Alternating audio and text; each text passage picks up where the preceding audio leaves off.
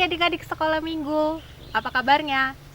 Hari ini kakak akan bercerita satu cerita mukjizat yang dilakukan Yesus di perjalanan hidupnya di dunia ini.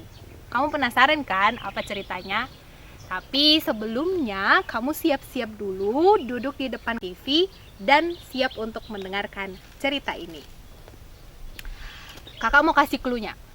Ceritanya itu tentang Yesus berjalan bersama murid-muridnya di satu danau. Mereka berkumpul dan di situ banyak sekali orang. Ketika itu Yesus berbicara kepada murid-muridnya dan bertanya, hari sudah hampir malam, tapi orang banyak itu tidak pulang juga. Ketika itu Yesus mulai mengatakan kepada murid-muridnya untuk melakukan satu mukjizat untuk memberikan makan kepada banyak orang. Kamu tahu itu cerita tentang apa? Ya, cerita tentang Yesus memberi makan 5.000 orang dengan 5 roti dan 2 ikannya. Tapi sebelum kamu mendengar cerita itu, kita bernyanyi dulu ya. Bernyanyi lagu 5 roti dan 2 ikan.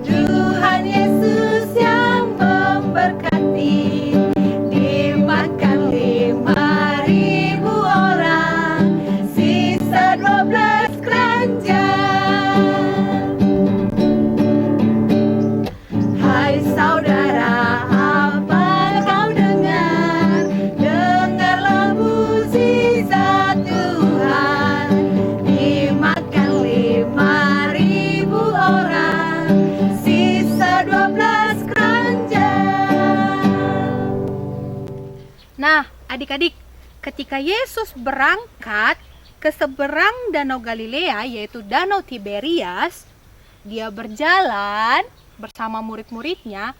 Ternyata banyak sekali orang yang mengikuti dia dari belakang. Nih, orangnya banyak sekali. Kenapa ya orang-orang itu mengikuti Yesus? Nah, ternyata orang-orang ini sudah melihat pekerjaan Yesus, yaitu menyembuhkan orang sakit, menyembuhkan orang buta, menyembuhkan orang lumpuh. Dan ketika itu mereka juga melihat Yesus mengajar di bait Allah. Jadi mereka mengikuti Yesus. Namun, Yesus bersama murid-muridnya dan bertanya kepada Filipus. Dia bertanya kepada Filipus, apa ya yang bisa kita lakukan kepada orang banyak ini? Karena hampir gelap dan mereka belum makan. Padahal di situ ada hampir 5.000 orang. Akhirnya Yesus bertanya kepada Filipus. Dia bertanya kepada Filipus bukan karena ia tidak tahu apa yang harus dia kerjakan, tetapi dia ingin melihat jawaban dari Filipus. Nah, Filipus mengatakan, sedangkan untuk 1 dinar saja, kita tidak bisa memberi makan 5.000 orang. Akhirnya, salah satu murid Yesus, yaitu Andreas, melihat seorang anak kecil membawa 5 roti dan 2 ikan. Nih, anak kecil membawa 5 roti dan membawa 2 ikan. Dia berikan kepada Yesus. Yesus menerimanya. Ini anak kecil dan ini tangan Yesus yang menerima 5 roti dan 2 ikan. Lalu Yesus memberkati 5 roti dan 2 ikan.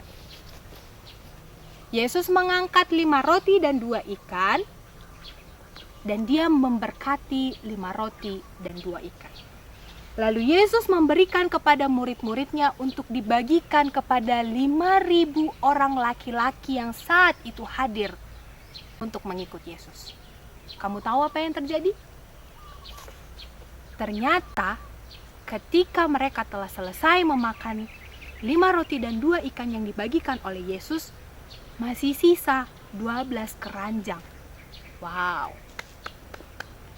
Yesus sangat terkejut dan juga orang-orang sangat terkejut atas apa yang terjadi.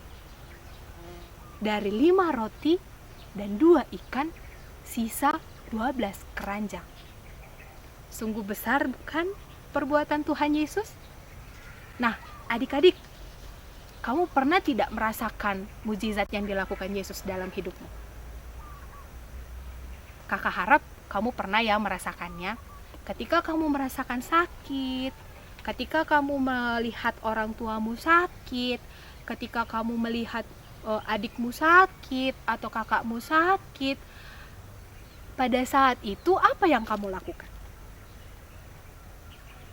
Apakah kamu datang kepada Yesus dan meminta? Apakah kamu seperti anak kecil datang kepada Yesus, berdoa, dan menggapai tangan Yesus? Jika iya, berarti kamu melakukan kerjaan yang baik. Adik-adik, kakak mau mengajak kamu untuk melihat perbuatan-perbuatan Yesus di dalam kehidupan kamu. Mungkin saat ini kamu lagi merasakan sakit, atau saat ini kamu lagi melihat orang tua kamu sakit, tetangga kamu sakit, kakak kamu sakit, atau saudara kamu sakit. Kamu mau nggak sama kakak sekarang berdoa untuk meminta Yesus melakukan sesuatu kepada mereka? Yuk, kita meminta Yesus, kita berdoa kepada Yesus supaya dia melakukan sesuatu kepada kita. Sama seperti murid-murid Yesus untuk meminta Yesus melakukan mukjizat.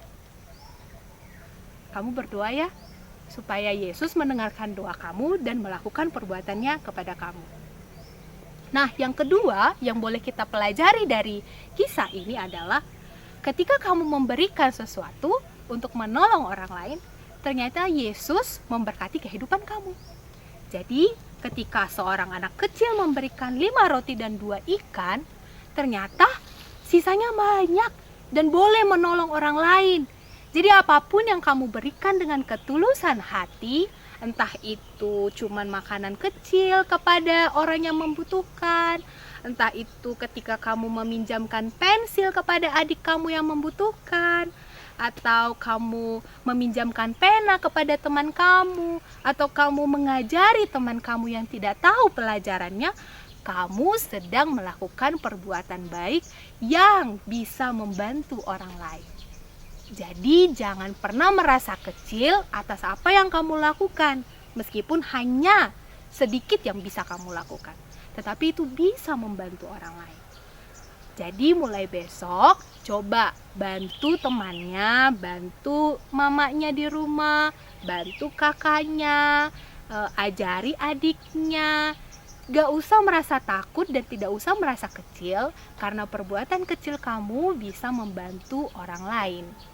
Nah, yang ketiga yang mau dikatakan dalam firman ini adalah ketika kamu bersama-sama dengan teman-teman kamu, berkumpul dan bersekutu dengan teman-teman kamu, Tuhan ada bersama kamu.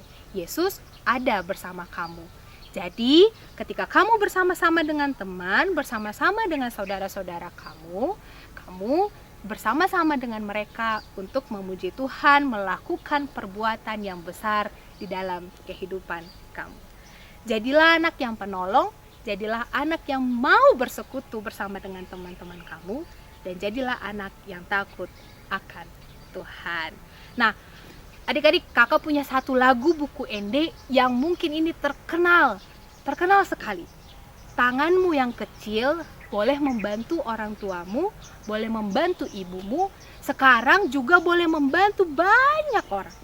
Jadi meskipun tanganmu kecil, tanganmu 2, tapi ternyata itu dipakai Tuhan untuk membantu orang lain. Lagunya itu Tangaku na Metmet. Jadi kita nyanyi bareng-bareng ya, Tangaku na Metmet. Meskipun tanganmu kecil, meskipun hatimu jauh di dalam, tapi Tuhan ada di sana dan tanganmu dipakai Tuhan untuk menolong orang lain.